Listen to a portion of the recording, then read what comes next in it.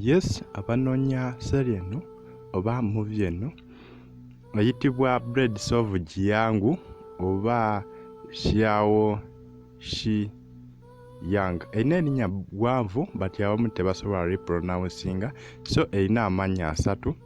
Osobola ogikyekinga kweri kuno ku YouTube channel all episodes era nga tugimaliriza lunaku lwankya.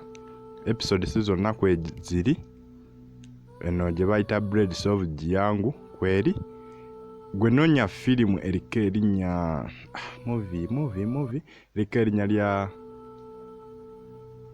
nonya movie our latest eriko kati yeno Breads of JIANGU just erina amannya mangi bagita 5 sword sect fighters. 5 sword sect fighters yeriko omuwala akutte ekyambe gyoba onoonya gye bayita Breads of JIANGU. Sobola okuginyonya eri kuno ku channel yaffe yafuluma dda. Episodes era tunatera okuzimalayo, so abadde baginyonya abakaaba abaginyonya ku YouTube kweri Breads of JIANGU. Osobola okusigala ng'osubscribinga wano ku Jinja Media TV wokka awali series ezinyuma ennungi ate eziggwayo. Mufune bulungi ate eziggwayo. Mwebale kusubscribinga, mwebale commentinga.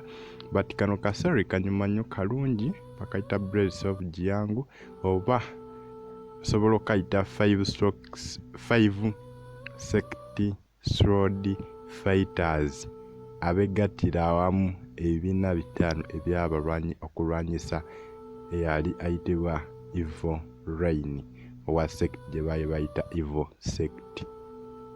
So osobola oka subscribinga no ku Jinja Media TV oba n'ogenda ku Telegram channel yaffe eriyo obuseries bungi ne kaseera akasinga okunyuma ke bayita Legend of Shozen kwe kali ku Telegram account osobola osigala ng'osubscribinga no. Naawe yamala okusubscribinga weebale kaseera kano tunatera okakuba olukumu mu mutwe. Right now tuli ku episode ya 28 today.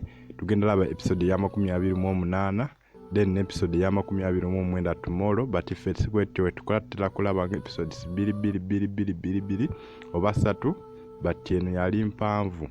Eno episodes mpanvu saawa emu kitundu, so musubscribinge nawe atanaba tweyungako weyunge natanaba subscribinga teweerabira okukoona